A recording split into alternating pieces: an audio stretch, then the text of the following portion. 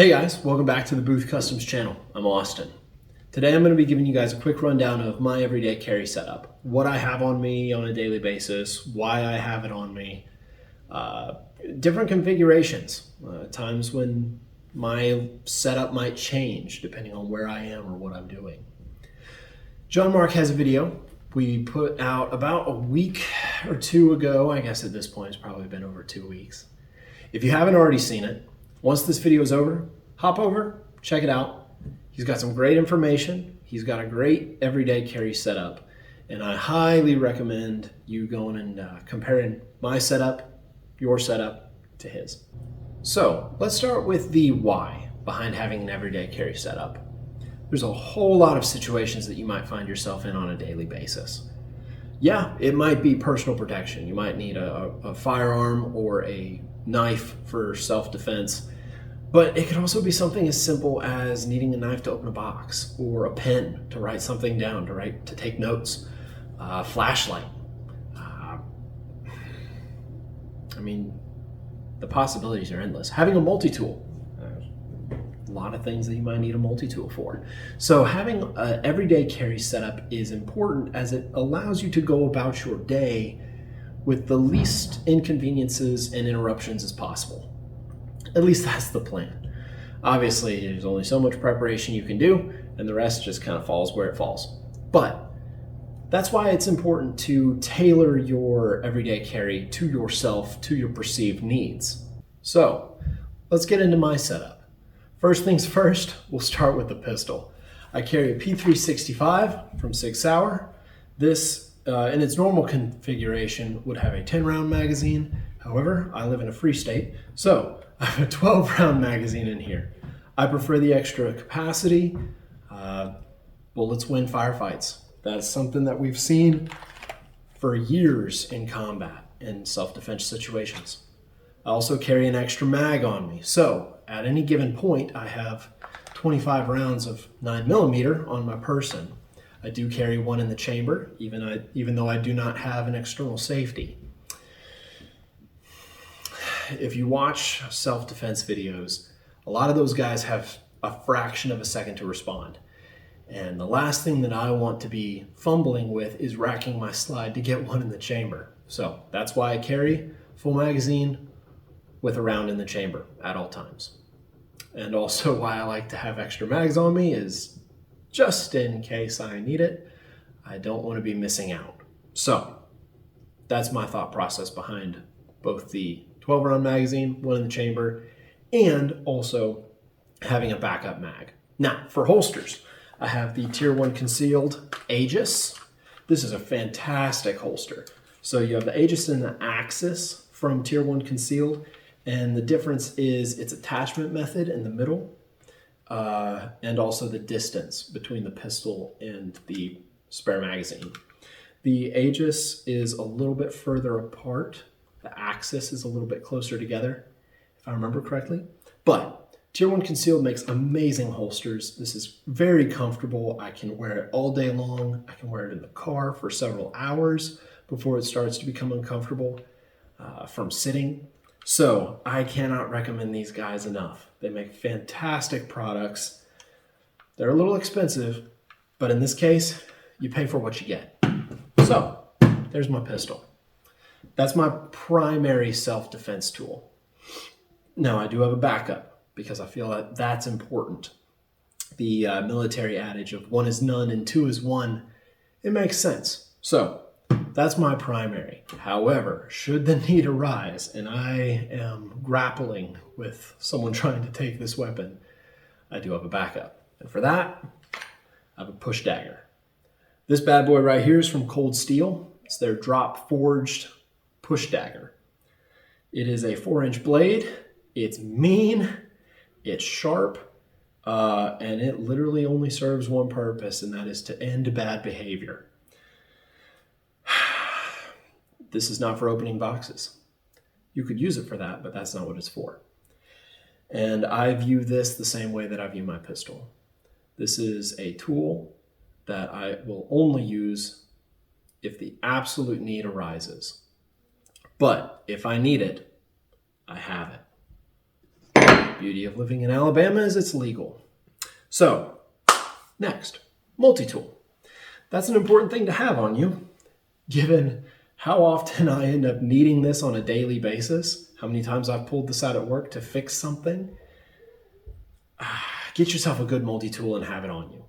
Or better yet, in my case, I think I've got 3 or 4 multi-tools around the house in backpacks and my gear, and then of course one that I keep on me. This is a Leatherman Wave. Leatherman makes great ones. Gerber also makes great ones. Just make sure to get one that has pliers. Pliers are important. Everything else on here, like the screwdriver, the glasses, screwdrivers, that's good to have too. But make sure you've got pliers. That is a must. Next, in the way of tools, is a regular knife. Now, I have a knife on my Leatherman, and I could choose to just run the Leatherman, not have a folding knife on me.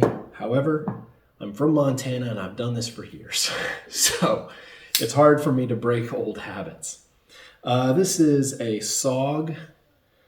I'm not entirely sure what the series is. I've had this knife a long time, but having a folding knife, it's a good idea. Now, why do I carry a push dagger when I've got a fairly scary looking flip knife, folding knife? Reason being, this takes a second to deploy. I have to pull it out of its holster and open it. Doesn't seem like it takes that long. However,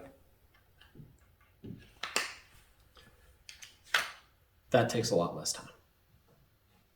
So, this is for opening boxes. But like I said, it'd be just as easy for me to just run my multi-tool because it does have a knife on it, and I could leave this at home, but old habits die hard.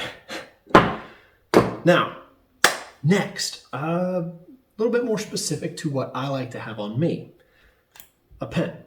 This is a Bastion bolt action pen. Nothing too fancy about it. It is the stainless steel version. They have a titanium version that's a lot lighter. I'd say at least half the weight. It's got a little bit of weight to it. Every time I hand this off to somebody for them to use, that's the first comment is, why does your pen weigh so much? But it functions as a glass breaker if I needed to, since it is all metal. I mean, I could use it to at least put the hurting on somebody if I had to. Obviously, it would not be my first choice, but it's there if I need it. The next thing I like to have on me at all times is a flashlight. Now, what you choose to have on you is up to you. You could go the route of a lot of people that I know who carry O-lights. I like Cloud Defensive. I've mentioned that before in a couple of the videos that I've been in with John Mark. They're my favorite. Mostly because of their opinion on the ATF, which I also share. Just saying. So, this is the Chikro from Cloud Defensive. It's their Chinese micro light. It's 350, 400 lumens, I think. Don't quote me on that. But it's got a great battery life. It has an external USB-C charger, which I like. That means I don't have to take the battery out to charge it. It's the little things, you know? Literally. So, there's that. The next thing that I like to keep on me is a good watch. So, I have a Casio G-Shock.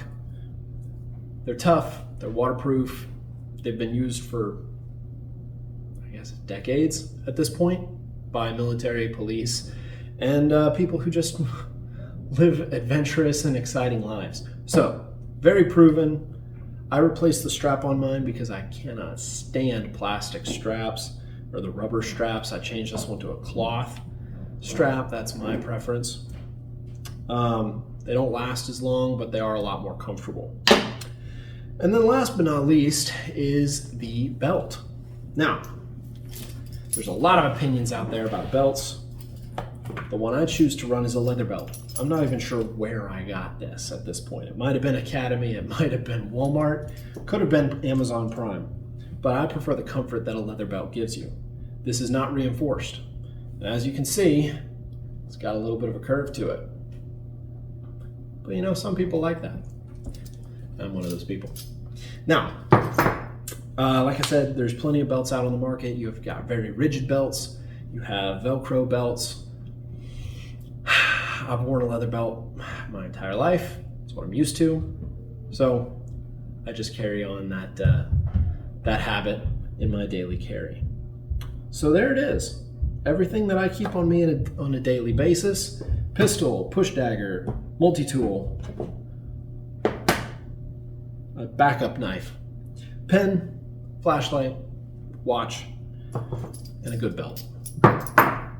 Few things that I need to expand that I haven't gotten around to yet is I do not carry medical on me, an IFAK, and I probably should. I have IFAKs all around the house and random backpacks on my gear, in my vehicles, but I don't have any on myself. I wear boots everywhere I go, so all I'd really need to get is an ankle kit and I'd be set. So that's one thing I need to expand. So the last thing to take into consideration, and this is something that my buddy Nathan over at LOC Tactical talked about, is your clothing. Now at this time of the year, the weather's starting to change. Things are starting to cool down, and we're able to layer, really hide what you've got on you very well. Give me 2 layers and I can conceal carry a full-size pistol. I've done it before, plenty of times. So, you know, take your clothing into consideration as well. Everything that I've got here on the table, I can carry with me through the summer months, even with a short sleeve shirt and a pair of shorts. Don't have any problem with that. But know your body type, know your gear, know your clothing, what prints, what doesn't print. It's an important thing to have in the back of your mind, an important thing to understand and know. So, especially since some states, it's very serious if you print through your clothes. Other states, not so much. So know your state laws. So I think that about covers it. Like I said earlier in the video, everything that you keep on you is highly specific to what you need yourself. So this is just meant to be a guide. My video, John Mark's video. If you do go over and watch my buddy Nathan's video at LOC Tactical, same for him. These are all guides to give you guys an idea of what is a good thing to keep on you on a daily basis.